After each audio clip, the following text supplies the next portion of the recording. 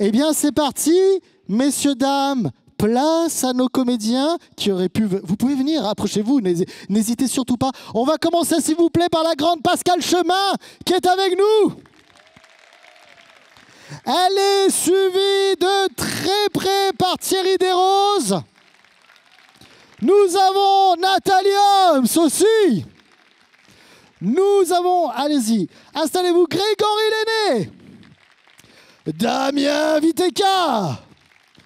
Boris Rollinger, Nathalie Bien-Aimée, et enfin, il me semble, si j'ai bien tout le monde, Aurélia Bruno, messieurs, dames, applaudissements. Oh là là, attendez, je crois que je me suis assis, c'est l'heure de Nathalie. Est-ce que tu as un micro, Nathalie? Est-ce que vous avez tous un micro? Regardez bien derrière vous, vous êtes sensiblement assis dessus. J'ai aussi mon ami ici. Ça va, Greg? C'est parce que je t'ai pas pris des choses que tu viens pas à côté de moi ou quoi là? Ok, j'ai bien compris. Est-ce qu'on est tous... C'est bon, vous avez tous un micro? Bonjour. 1, 2, 1, 2. Boris, t'en as pas de micro, toi? Ok. Il en manque. Il en manque. Ça va tout le monde? Il en manque, mais nous sommes des comédiens. Mais nous sommes des comédiens de Des théâtre. comédiens.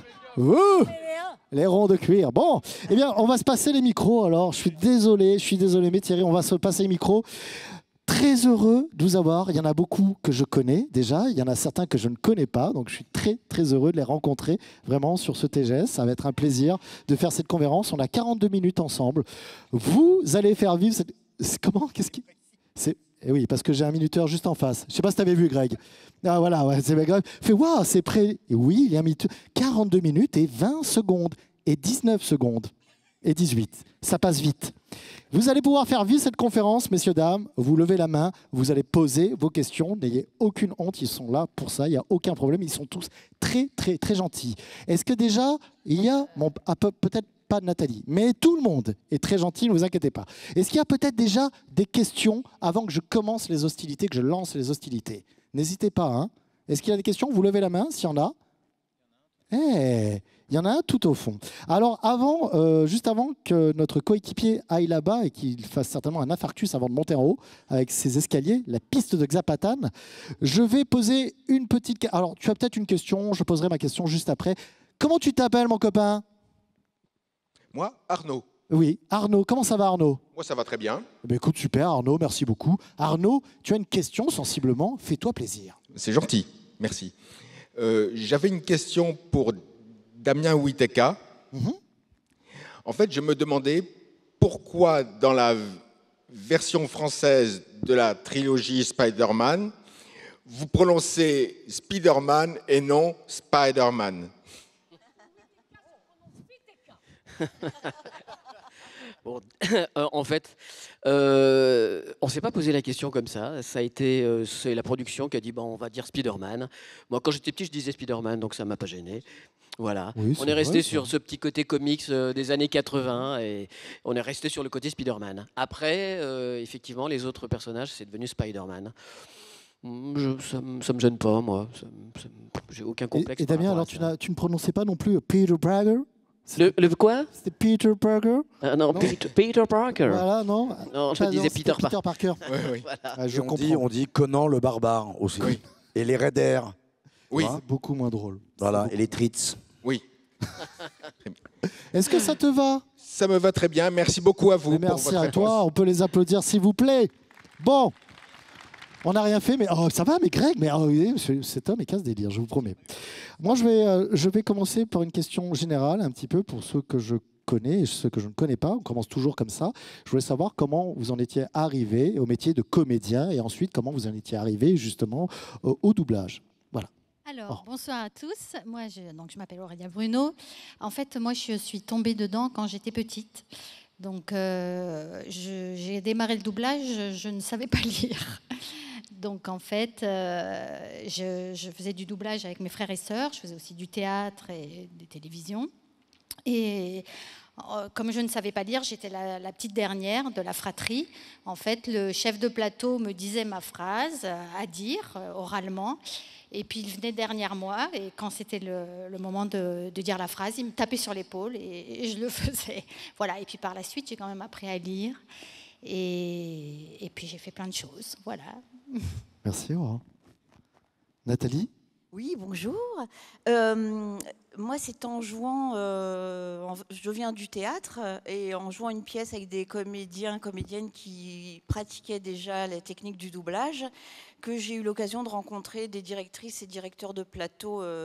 Grâce à leur gentillesse, ils m'ont permis d'assister à des enregistrements, et petit à petit, j'ai fait des petites choses, des ambiances, et puis voilà, ça a évolué vers des rôles plus importants.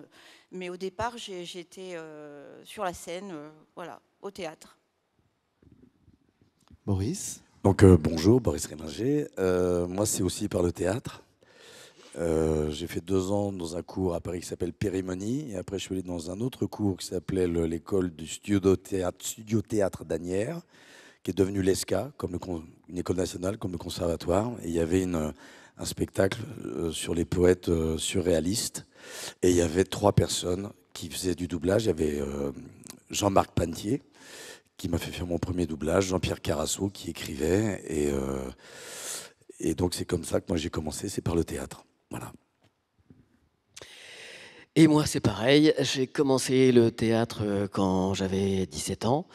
J'étais à Dijon, j'ai fait le conservatoire pendant 3 ans. J'ai commencé d'apprendre là. Ensuite, j'ai gagné la capitale. J'ai fait le conservatoire de Paris.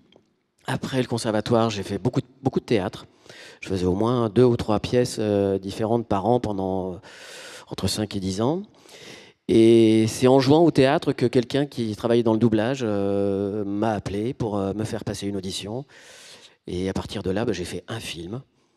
Une année s'est passée sans plus rien. Et après, j'ai refait un autre film. Et puis après est arrivé Roméo et Juliette. Et là, les choses se sont un peu enchaînées. Voilà. Greg?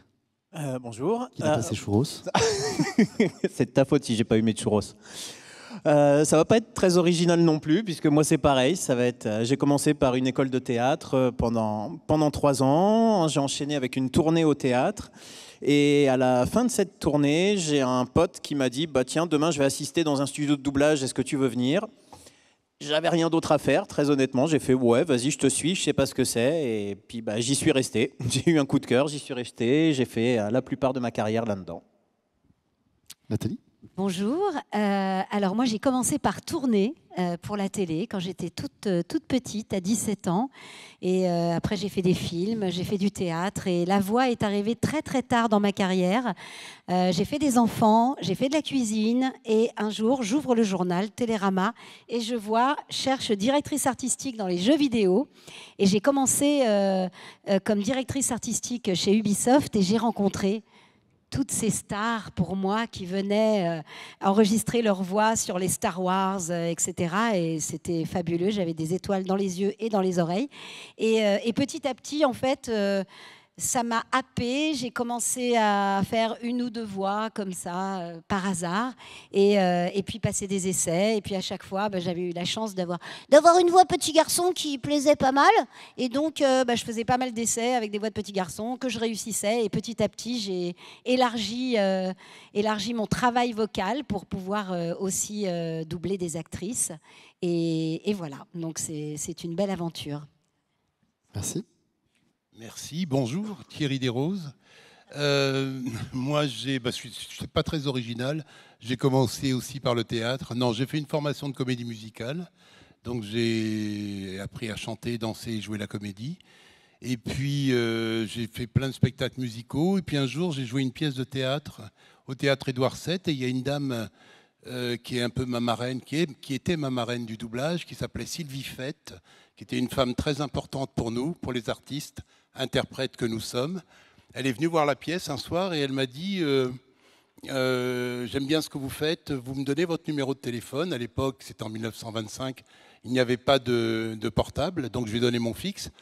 Et 15 jours plus tard, elle m'a appelé pour me dire qu'il y avait une audition, un casting, je ne savais même pas, pour du doublage. Et le doublage, c'était sur un long métrage. Je fais les essais, j'ai été pris. Et c'est comme ça que j'ai découvert le monde du doublage et la voix de Samuel L. Jackson sur Pulp Fiction. Voilà. Attendez, Eh attendez. ben, Pascal, après, vous pouvez applaudir. Ouais, non, ben moi, c'est pareil. J'ai commencé par le théâtre. J'ai fait une école de théâtre qui s'appelle la Rue Blanche. Et puis, j'ai travaillé pendant des années essentiellement sur scène. Et puis, c'est en jouant une pièce que des directeurs artistiques qui étaient dans la salle m'ont proposé, exactement comme pour Nathalie, d'assister et puis de faire des petites choses, des ambiances, etc. Et puis, ça a commencé comme ça. C'est par le théâtre. C'est-à-dire qu'en fait, on a tous à peu près une formation, quoi. Accessoirement, parce que c'est quand même un boulot. Voilà. Oui, parce que souvent on a tendance à penser que c'est assez simple d'être doubleur, comme disent certains, de prêter sa voix ou de vendre sa voix ou de la louer. Mais en fait, c'est avant tout un métier de comédien. Donc on vient tous du théâtre et c'est un vrai métier, quoi. Voilà. Merci Thierry, merci beaucoup. On peut les applaudir, s'il vous plaît. Allez, place à vous maintenant. Est-ce que vous avez des questions pour nos comédiens? Je vois une question juste là. Merci beaucoup. Le pauvre à la fin. Oui, Il est jeune. Comment tu t'appelles? Bonjour, je m'appelle Damien. Ça va Damien? Ça va bien, et vous? Écoute, moi ça va super, hein, on se voit quand tu veux, il n'y a pas de souci. Damien, c'est ça. Ta question? Ma question, c'est que donc, tous ces comédiens, on les connaît surtout pour certaines voix, pour avoir prêté certaines voix. J'aimerais mettre un peu plus en lumière des acteurs ou des personnages qu'on ne connaît pas forcément. Alors du coup, ma question, c'est est-ce que parmi vous, il y a des comédiens qui apprécient énormément de prêter sa voix à des personnages ou des acteurs qui ne sont pas connus? J'ai envie de dire, moi je fais quasiment Tu que ça. Donc... tu pourrais répéter la question? Alors Thierry, sa question, il me semble, c'est vous prêtez vos voix à des acteurs très connus hollywoodiens. Est-ce que vous prenez autant de plaisir à prêter vos voix à des comédiens connus, non connus, non, c'est ça? Quel comédien vous appréciez énormément doubler mais qui n'est pas connu? Un comédien pas connu. Ben, on le connaît pas. C'est ça. N'étant pas connu, moi je connais pas leurs noms. Bah, si on te répond, ça va certainement rien vous dire. Hein. Si on vous dit, tiens, j'aime bien doubler Jérôme Duglan, tu vas dire, c'est qui ce comédien? Voilà, donc en fait, c'est un peu difficile de répondre à ta question. J'ai peut-être un semblant de réponse. Ah, peut-être. Si je me plante. Donc c'est vrai qu'on a la chance de suivre des acteurs depuis longtemps. On a surtout commencé par des acteurs qui n'étaient pas connus. Donc... je crois qu'on éprouve le même plaisir. Écoute, moi j'ai l'impression qu'ici, il y a des Aston Martin, des Ferrari, des Lamborghini, et on ne roule pas à la même vitesse avec la voiture. Si c'est une départementale, on ne va pas rouler à 300. Mais c'est toujours une Lamborghini. Donc même si le personnage, l'acteur n'est pas très connu, mais on y va avec mais c'est le même moteur.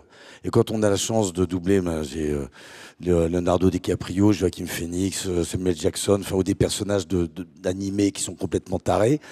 Là, on va rouler à 300 à l'heure. Je crois que là, il n'y a pas de c'est pas le problème que l'acteur soit connu ou pas connu. C'est la joie de se dire extrêmement souvent, et nous avons cette chance pourvu que ça dure, mais je vais jouer ce matin. Je vais jouer. Et ça n'a pas de prix. Et une très belle voiture, elle est très bien sur une départementale dans la Creuse que sur une autoroute allemande à 300. Voilà, si ça répond à ta question, si j'ai un peu senti. Pascal? En fait, quand on nous appelle pour travailler, hors des comédiens ou des personnages de série qu'on suit, on ne sait pas forcément pour quel comédien on va nous appeler. On nous appelle, on dit « Salut, je suis sur une série, il y a un guest, est-ce que tu es disponible tel jour ?» et tout. Donc effectivement, ce sont des personnages, ce sont des comédiens qu'il y a dans toutes les séries, dont on ne connaît pas forcément les noms, qu'on peut suivre régulièrement. C'est-à-dire qu'on peut, le directeur artistique nous appelle parce qu'il a vu qu'on avait pu déjà doubler ce personnage, mais on ne connaît pas forcément son nom. Mais ça nous arrive tout le temps. Parce qu'on ne sait pas forcément pourquoi on nous appelle quand on nous appelle pour travailler. C'est clair? Est-ce que ça te va comme réponse, mon copain? Écoute, j'ai l'impression que ça vous va. Très, très bien. Est-ce qu'il y a d'autres questions, s'il vous plaît? Très bien. Ici, avant qu'on continue avec les questions, moi, j'ai une question un petit peu générale pour vous. Justement, je reviens sur ce que vous disiez. Vous avez vous prêtez votre voix à des comédiens célèbres dans le monde et autres. Est-ce qu'il y a un affect qui se crée parfois avec le jeu d'acteur de ces comédiens? Est-ce que vous avez des comédiens que vous aimez beaucoup justement interpréter et qui vous touchent profondément justement quand vous les interprétez? On peut parler de rencontres par moment. Oui, bien sûr. De la même façon quand on travaille au théâtre, parfois on a des personnages qui nous apparaissent où on se dit mais enfin voilà, on se fond là-dedans avec bonheur.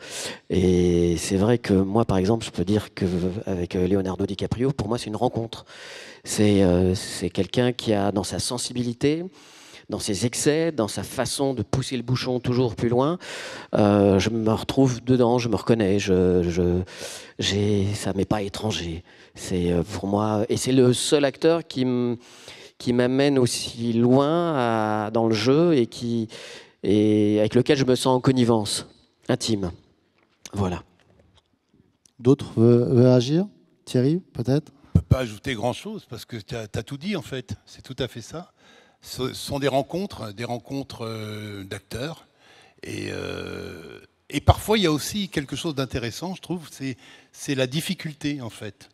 Par exemple, moi, j'ai la chance de doubler des acteurs qui sont très difficiles à doubler. Mm-hmm. Et en fait, tout l'intérêt est là, en fait. C'est-à-dire, est-ce que je vais réussir à essayer de me rapprocher le plus possible de ce qu'ils ont fait, eux, dans l'original, ou de ce qu'il a fait. Et le plaisir, il est là aussi. Il est dans cette façon d'essayer de se dépasser, d'essayer de se rapprocher le plus possible de l'original, pour ne pas le trahir. Vas-y, je t'en prie. Vas-y, Nathalie. Ouais, moi j'ai eu ça dans mon aventure avec Bart Simpson. Quand Joël Guigui a décidé de partir, j'ai été choisie pour la remplacer. Donc au début, je me suis vraiment mis beaucoup de pression parce que, comme beaucoup, je suivais aussi les Simpsons adolescentes et j'aurais jamais imaginé me retrouver à prêter ma voix à Bart, loin de là. Et au début, je me mettais tellement la pression pour essayer de marcher dans les pas de Joël que je ne trouvais pas de liberté, je me bloquais et je quittais le plaisir de l'interprétation. Et quand j'ai réussi à me défaire et à me permettre cette liberté et accepter le fait que maintenant Bart, voilà, c'était ma voix, j'ai pu vraiment prendre un plaisir infini et maintenant je me marre et j'espère que ça va durer encore longtemps. On espère aussi. Alors c'est vrai qu'après on a une promiscuité c'est si loin, si proche, quoi, quelque part. Et puis, quand on a la chance de doubler vraiment de grands acteurs, enfin même des fous, donc toi c'est Leonardo, moi c'est Joaquin Phoenix, que je pas mal partagé avec Bruno Choel. On lui l'a mis un cran, c'est le Joker. Voilà. Donc moi personnellement en tant que comédien, c'est une des plus belles choses que j'ai faites, tout confondu théâtre, cinéma. Et après, le film d'après, ça a été Beau is Afraid de Ari Aster qui a fait Midsommar et Hérédité. J'ai vu le film et là je me suis dit, mon Joker, je l'ai senti tout de suite. Ça a inquiété ma femme d'ailleurs. Et là, Beau is Afraid, j'ai vu le film, je dis comment je vais faire. J'y ai pas pensé, j'ai dit comment je vais pas me péter la voix, parce que je sais pas s'il y en a qui ont vu ce film, mais c'est encore plus taré que ce qu'il fait dans le Joker. C'est ouf. Ah non, c'est un truc de fou. Le film est fou. On parlera pas de la fin parce qu'on est tous très surpris par cette fin. Et j'ai réussi à le faire, mais surtout, j'ai dit, ne pense pas. Je me suis laissé complètement laisser faire, quoi. Je me suis vraiment fondu, comme dit mon ami Damien, dedans. On est au service d'un jeu d'acteur qui crée ce genre d'acteur crée un immense parc d'attractions. Ça, c'est le génie. Nous, on arrive, ils sont sur l'épaule, ils nous tapent sur l'épaule, ils nous disent tiens, voilà les clés, amuse-toi, et on monte dans tous les manèges. Voilà, il y a des manèges qui foutent les jetons, mais on monte dedans quand même.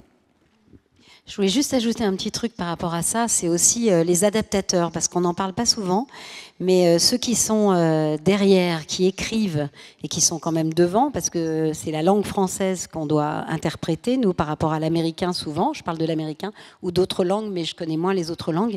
Et c'est vrai qu'il y a toute une démarche aussi culturelle qu'il faut transposer pour que nous, on ait les infos aussi et qu'on soit capable de retransmettre tout ça et de retranscrire la dramaturgie, en fait, et tout ce qui se passe pour un perso.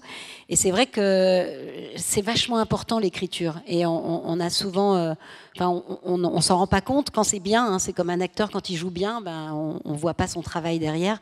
Les auteurs, c'est pareil, ils ont vraiment un boulot essentiel pour voilà, j'ai mon portable qui se casse la figure.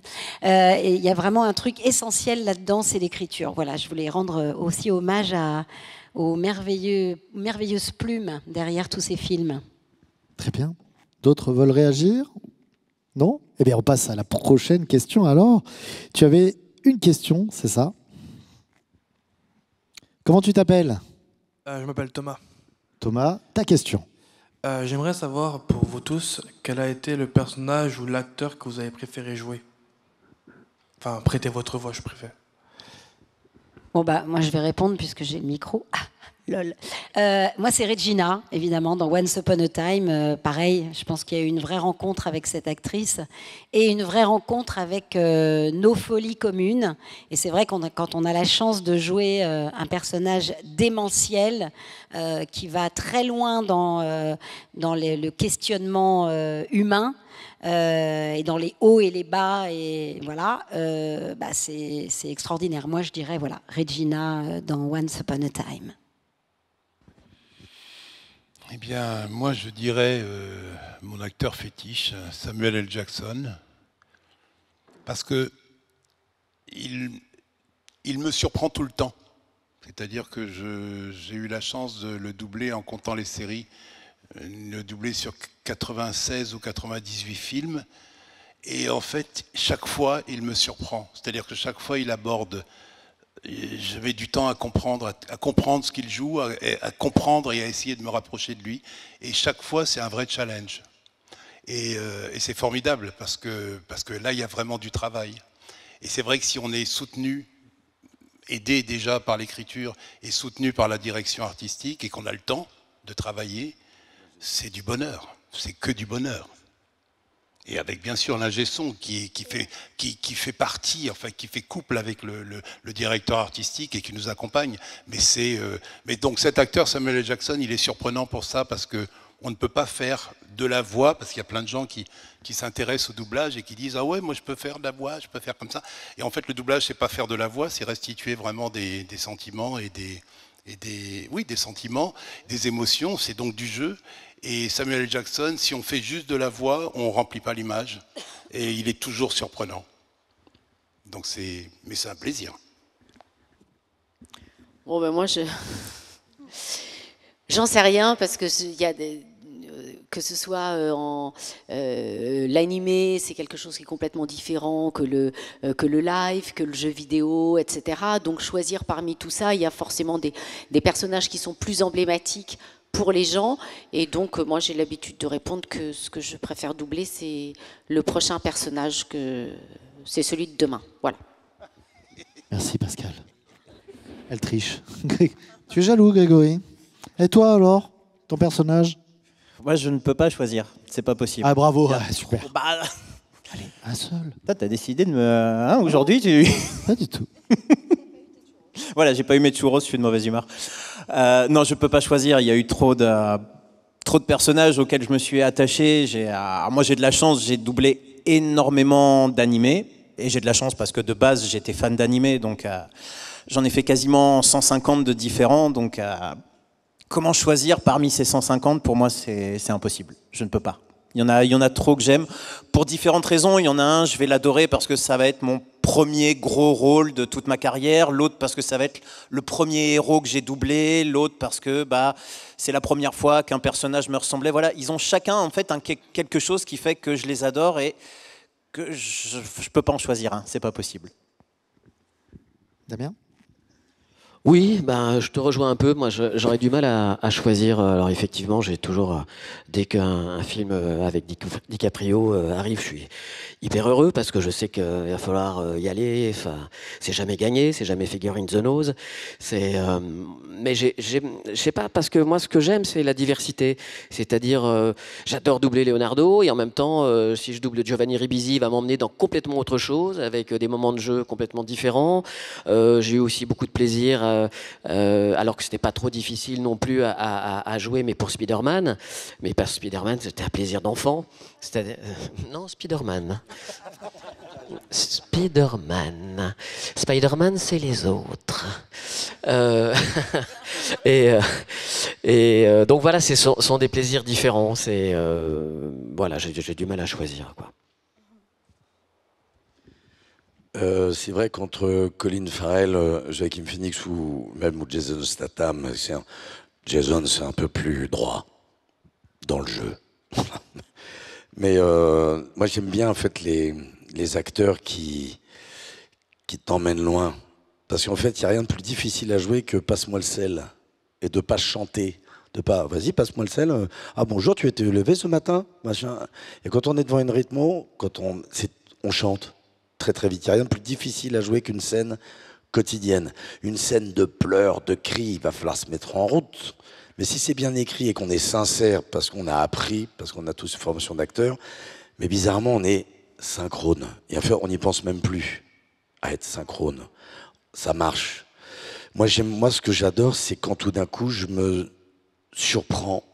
C'est-à-dire qu'à un moment la scène commence, et on se met dans un état et on arrive et la boucle arrive, donc c'est la séquence et on arrive à la fin et on était dans le sentiment et on sait presque des fois plus qu'on a dit. Il y a un abandon complet et ça c'est cet état de grâce, ça n'arrive pas souvent, mais à un moment on y arrive. C'est cet état de grâce où tout d'un coup les mots ne nous appartiennent plus. Où il y a, évidemment, on ne dit pas schizophrène, hein, c'est comme... alors on maîtrise le truc, évidemment, on n'est pas fou à chaque fois qu'on joue un rôle. Bon, tiens, tu joues Richard III, tu vas te mettre à tuer ta famille. Bon, non, voilà. Personnage qui croit en Dieu, t'as pas besoin de croire en Dieu, le principal c'est que le personnage croit, on s'en fout. Mais évidemment, c'est ce moment de temps suspendu où tout d'un coup ça nous échappe. Et moi je crois que c'est ce moment-là, en fait. Et je crois que sur tous les acteurs qu'on double, on l'a. On l'a, ça. Moi quand il y a un rôle qui arrive, je suis un peu comme Pascal, c'est celui qui va arriver demain, tiens, il y a un Colin Farrell qui arrive, tu fais, wow, yes. Ou alors Joaquin Phoenix qui dit, qu'est-ce qu'il va encore me faire, lui, ou un truc. Et j'ai qu'une envie, c'est d'y aller, quoi. J'ai qu'une envie, c'est j'attends, je dis, oh, mais c'est que dans combien de temps, hein. Voilà, comme un môme, juste avant Noël. C'est la dernière semaine avant Noël qui est longue. Ben, c'est un peu pareil, quoi. Voilà. Oui, c'est vrai que ce qui est merveilleux dans ces voyages qu'on nous propose, c'est de pouvoir trouver une liberté, s'abandonner dans l'imaginaire.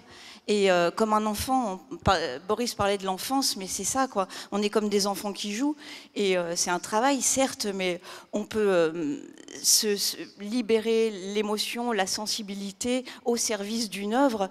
Et parfois, il y a des rencontres qui font qu'il n'y a plus de réflexion, il y a que de la liberté, et c'est évident. Et on se laisse aller, et on s'oublie, et c'est un plaisir à l'état pur.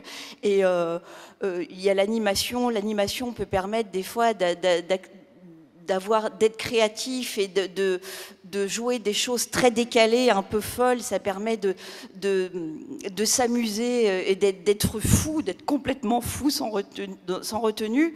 Il y a plein de personnages qu'on nous propose pour ça, mais il y a aussi le live, il y a des rencontres.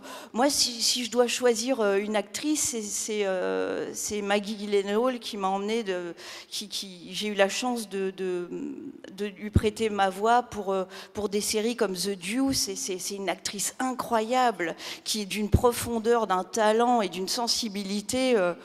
Oui, ça permet de beaux voyages, de belles rencontres. Et, ouais. Et c'est... enfin voilà, c'est vrai qu'on vit de belles et grandes aventures. Oui, alors pareil pour moi, enfin non, pas pareil, impossible de choisir. C'est sûr que faire des super belles comédiennes, super bonnes comédiennes dans des très bons films, c'est juste magique. Après, c'est vrai que sur les Simpsons, on connaît tellement nos personnages, on les a tellement en nous, je parle des Simpsons, que je rejoins ce que tu disais. Tout d'un coup, on est au-dessus et on est libre, en fait. C'est comme si on oubliait tout, on oubliait même le texte, pourtant on le lit, Mais il n'y a que le jeu et on est au-dessus et ça vole, on est parti, quoi. Mais sans planer, hein, je veux dire, en étant professionnel. Et là, c'est vrai que c'est pas toujours comme ça. C'est sur certains produits ou avec certaines rencontres. Voilà. Et nous, c'est un peu le cas sur les Simpsons. En tout cas, ça marche bien. Sacrée famille. Merci beaucoup. Allez, on peut les applaudir, s'il vous plaît. Est-ce qu'il y a d'autres questions? Ça y est, oui, il y en a beaucoup, beaucoup. T'es chaud pour les roues? On reste en bas. C'est comme tu veux. Alors, on va prendre le monsieur qui est juste là. Allez. C'est comme je pense à toi. Allez, comment tu t'appelles? Arnaud. Salut Arnaud, ta question. Alors, c'est pas vraiment une question. Je voulais juste savoir si les comédiens qui ont fait du doublage pour les jeux vidéo pouvaient nous parler de cette activité-là, parce que j'imagine que c'est un peu différent. Donc c'est ça la question. Mais c'est une très très bonne question. C'est une très bonne question. À savoir, effectivement, c'est peut-être un travail qui est totalement différent. Pascal, tu peux répondre? Oui, quand on travaille en doublage, on a une image avec une bande rythmo qui défile à la vitesse de l'image, etc. C'est une création française, hein, d'ailleurs, enfin, après la guerre. En jeu vidéo, nous n'avons en général pas d'image, sauf quand il y a quelques morceaux de cinématiques qui arrivent de plus en plus fréquemment dans les jeux, mais il y a 15 ans, il n'y avait quasiment pas de cinématique, ou 20 ans. Donc, on ne travaille pas sur le synchronisme. On a des fichiers son que l'on voit visuellement sur un écran, sur un premier écran de télévision, et un autre écran, il y a ce qu'on appelle, enfin, ces fichiers donc, qui sont écrits, qui sont traduits. Et donc nous, on est avec notre casque, il y a un ingé son et un directeur artistique, on écoute l'original, et après, juste derrière, on fait la réplique en fonction de la forme d'onde. Mais en général, on n'a pas d'image. C'est le directeur artistique qui nous donne le contexte, qui va nous expliquer un petit peu. On peut enregistrer des répliques qui ne sont pas dans l'ordre chronologique. On n'a pas tout le déroulé, on n'a pas ce qu'on va dire, ce qu'on nous répond, etc. On a juste nos fichiers. Voilà, pour être... Et on enregistre seul. Oui, oui, bien sûr. On enregistre seul dans une cabine. Voilà, donc c'est un travail qui est un petit peu différent, qui n'est pas basé sur le synchronisme et la détection. Moi, je pense que c'est plus fatigant pour la voix, parce que là, c'est vraiment tout le temps. Moi, Call of Duty, je fais une voix, hein, pas deux. Hurler toute la journée, non. Non, je fais plus, ça j'arrête. Voilà. Ça... Watch out, grenade, machin. Et tu rentres à la maison, salut, t'as passé une bonne journée? Ouais, super. Voilà.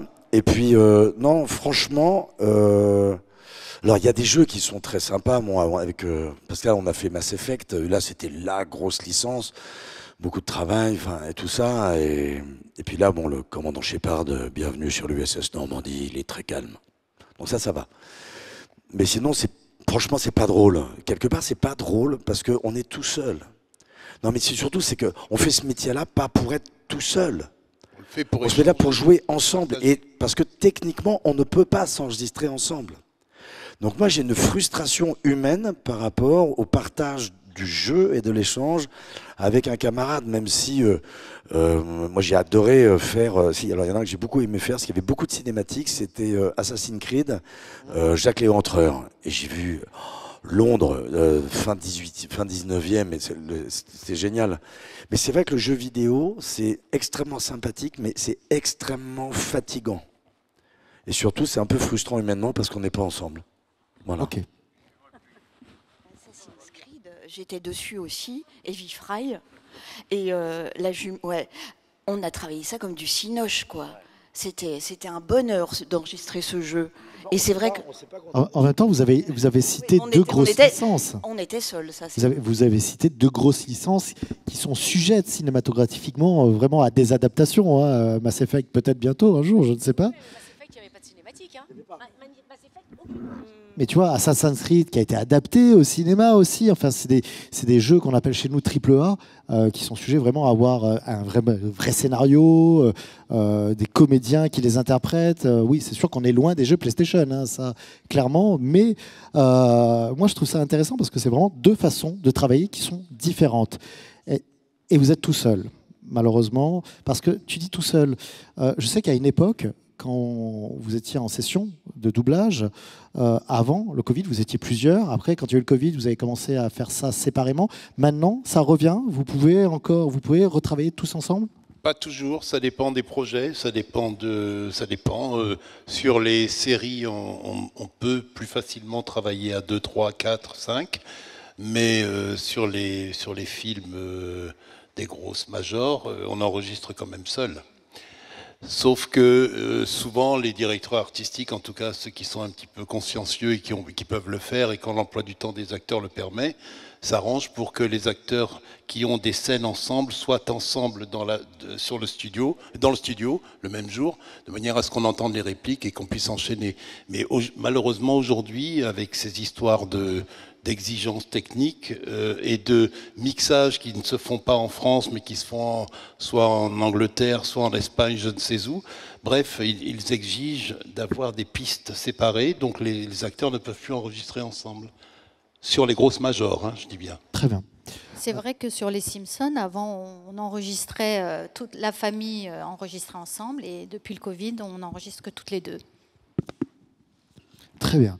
Est-ce qu'il y a d'autres questions? On va aller peut-être là-bas. La dame qui est juste sur la droite, là. Bonjour, comment tu t'appelles? Bonjour, je m'appelle Nathalie. Nathalie. Tu as un petit accent, j'ai l'impression que tu habites ici. Oui, j'habite ici. Je ne suis pas sûr, hein, Nathalie, mais j'ai un petit doute, mais j'habite ici, exactement. Alors Nathalie, ta question. Alors ma question, avez-vous déjà rencontré les acteurs américains que vous doublez? Ah, c'est une ou bonne que question. vous avez doublé? Eh bien, ça m'intéresse, tiens. Est-ce que tu as déjà rencontré Leonardo DiCaprio? J'ai déjà rencontré Lisa, elle est super sympa. Est-ce que tu as rencontré Matt Groening quand même, Aurélia? Non, je pense que les Pétieux l'ont rencontré. Philippe et Véronique. Ouais. Ok. Et d'ailleurs, on était contents parce que Matt Groening disait que c'était le doublage français qui était le meilleur. C'est vrai? Ouais, en même temps, j'ai envie de vous dire, enfin, pas c'est meilleur logique. que l'original, mais Non, meilleur non. parmi tous les autres doublages. Je répète quand même, les amis, on a de la chance en France. On a peut-être les meilleurs comédiens de doublage au monde. Je vous le dis. Hein. Non, mais oui. C'est énormément. Il y a pas mal, avant que vous répondiez, il y a pas mal de films qui sortent à chaque fois, et même les Américains encensent les voix françaises en disant, bah, écoutez, elles sont mieux que chez nous. Donc oui, je parle en film d'animation et autres, souvent, mais on a quand même des gens qui sont très, très talentueux et qui font très bon travail sur tous les films. Alors, moi, j'ai eu l'énorme chance de rencontrer deux acteurs que je double. Samuel L. Jackson il y a quelques années et Forest Whitaker il y a 3 ans.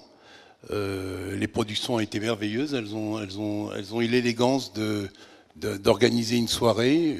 Samuel L. Jackson, c'était à l'époque au Planète Hollywood. C'était en 1927. Et puisque ce restaurant n'existe plus sur les Champs-Élysées. Et Forest Whitaker, c'était à l'UNESCO pour la sortie d'un très beau film qu'il avait fait sur Desmond Tutu. Et ils m'ont fait l'honneur et le plaisir de m'inviter ce soir-là, le soir de la présentation du film. Donc on a pu se rencontrer, mais c'est un accident, enfin c'est une chance. Moi, j'ai eu la chance de rencontrer Lana Parrilla et c'était une très, très chouette rencontre. Et surtout, parce que je fais beaucoup de créations françaises, de dessins animés, d'animation, et j'ai souvent la chance de rencontrer les producteurs, enfin surtout les créateurs de la série, ceux qui dessinent pendant des années les planches de dessin et qui animent les personnages auxquels nous prêtons nos voix. Et ça, c'est quand même très émouvant d'avoir le réalisateur derrière qui nous fait des petits croquis comme ça de nos persos. Et ça, voilà. Moi, j'ai eu la chance, c'était assez rapide. Je me souviens, c'était pour Once Upon a Time, la convention Monde chez Mickey à Marne-la-Vallée. Et il y avait 6000 personnes. ça venait du Japon, d'Australie, et il y avait comme des thésards, quoi, des thésards, des doctorants de recherche faisant des thèses sur la série. C'était incroyable. Et alors j'ai pu donc croiser Robert Carlyle. J'ai pu croiser Robert Carlyle. Alors très très court, délicieux. D'abord c'est un Écossais, donc déjà c'est bien, hein, parce que bon, depuis du Guesclin, les Anglais nous emmerdent quand même. Voilà. Et Robert Carlyle, non, c'est super, c'est quelqu'un qui a vécu en roulotte, et tout ça. Et donc c'est vraiment un enfant de la balle, et super. Et j'ai rencontré Christian Slater pour Mr. Robot. Ok. Et Fouzia, qui est une amie qui est donc agrégée d'anglais. Alors elle peut parler anglais dans n'importe quel pays du monde, elle comprend tout. Et elle lui a mis sur les oreilles un extrait d'une scène de Mr. Robot, et il a fait en anglais. Je ne savais pas que je parlais français couramment. Donc je lui ai dit merci. Mais très sympa, très sympa. Voilà. Eh ben, ouais, moi j'ai rencontré Kirua, et ben c'est juste un petit con. Voilà, je tenais à vous le dire, c'est tout. Un petit con. C'est un petit con. Et moi, ben oui, alors moi j'ai rencontré une fois Leonardo. C'était après la plage, et comme on s'était très bien entendu avec Guillaume Canet, et Guillaume Canet est resté très copain avec Léo, il a tenu à nous présenter. Et donc c'était dans une boîte de nuit, c'était étrange parce qu'il y avait sa grand-mère à côté de lui et 4 gardes du corps aux 4 points cardinaux. Donc dès qu'il bougeait, donc il est venu vers moi, il y avait les 4 gars autour de nous, je fais oh là. Et il était très sympa, on a discuté 2 minutes, mais en même temps, il faut quand même aussi réaliser une chose, c'est que je pense que autant la VF pour nous Français c'est important, autant pour les Américains, je crois que c'est un accident culturel. C'est-à-dire que les Américains ne comprennent pas que le reste du monde ne parle pas anglais. Donc déjà, qu'on change leur voix, pour eux, c'est un peu étrange.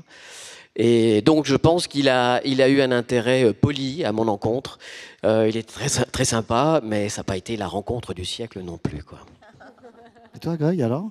Alors bah, moi, j'ai pas rencontré de comédien physique que j'ai doublé à l'image. Par contre, comme pendant un de mes voyages à Tokyo, j'ai rencontré un des seiyuu japonais avec qui je partage beaucoup de rôles en commun sur des animés. Alors ça a duré 2 petites minutes en studio, puisque là-bas, les seiyuu sont quand même des grosses stars. C'est des dieux. Par hasard, en studio, on a eu la chance de visiter des studios de doublage. Il était dans ce studio au même moment que moi, avec son agent, avec d'autres personnes autour de lui. Et donc, quand je l'ai vu, j'ai supplié les Japonais avec qui on était de juste me le présenter. Je lui ai dit, s'il vous plaît, juste 30 secondes, juste lui dire bonjour, quelque chose. Ils m'ont dit, il y a son agent, ils voudront jamais, tu pourras pas l'approcher. Ils ont quand même été lui demander. Lui a dit oui, donc j'ai pu lui parler pendant 2 minutes, et ça a été assez magique. Ok, très bien. On peut les applaudir, s'il vous plaît. Il nous reste 2 minutes. Je vais finaliser cette conférence sur un sujet, à l'heure actuelle, qui vous touche peut-être. Et voilà, je me retourne. Sens que tu vas énerver Pascal. Je me retourne vers Pascal, mais non, mais je pense que c'est important quand même d'en parler un petit peu. C'est le sujet de l'IA dans votre travail et autres. Pascal, oui, mais on a fait une conférence tout à l'heure sur l'IA. On voulait, je vais essayer d'être brève et de ne pas m'énerver, sur l'IA par rapport au micro et par rapport au doublage. C'est-à-dire qu'on trouve un petit peu dommage que nos voix qui nous appartiennent, ce sont notre propriété absolue, c'est un droit au même titre que le droit à l'image, puisse ou risque d'être cloné pour finalement que ce métier disparaisse et devienne une ligne, des algorithmes ou une ligne de code plutôt que des respirations d'humains. Voilà, c'est une grosse menace pour notre métier. Voilà pourquoi on essaye de se mobiliser. Et ce qui se passe, c'est que sur les réseaux sociaux aussi, des gens pensent que nos voix sont libres de droit et qu'ils peuvent les modifier et nous faire dire ce qu'on veut, ce qu'ils veulent grâce à l'IA et tout. Non, non, c'est illégal. Donc s'il vous plaît, si vous aimez le travail des comédiens ou si vous le respectez, respectez leur travail en ne trahissant pas leur voix et leurs propos. Merci. Merci Pascal. Eh bien, messieurs, dames... Attends, Fred. Pardon, vas-y, Boris. Il faut savoir qu'en droit, parce que moi j'ai un peu fait de droit avant de faire le Gugus, il faut savoir que la voix, fait partie intégrante de l'être humain, c'est inaliénable au même titre qu'un poumon ou un rein. Vous ne pouvez donner qu'un rein qu'à partir du moment où vous le décidez. La voix, c'est exactement la même chose. C'est pas juste... Non, non, c'est inaliénable par rapport à l'être humain. C'est indissociable. Article 9 du Code civil. Merci. Voilà. Merci, maître Chemin. Messieurs, dames, s'il vous plaît, applaudissez Pascal Chemin, Thierry Derose, Nathalie Holm, Grégory Lenné, Damien Witeka, Boris Rollinger, Nathalie Bien-Aimée et Aurélia Bruno. Et merci Fred. Merci à vous. Et n'oubliez pas qu'ils sont encore en dédicace. On fait la cuisine. Et oui, et désolé pour les questions qui ne peuvent pas être posées. Par contre, sachez que nos comédiens sont encore en dédicace et que si vous avez une question pour eux, n'hésitez surtout pas à leur poser pendant les dédicaces. Nathalie. La cuisine. Juste si vous avez envie de goûter un petit truc sympa à 16h15, on a une animation avec Boris.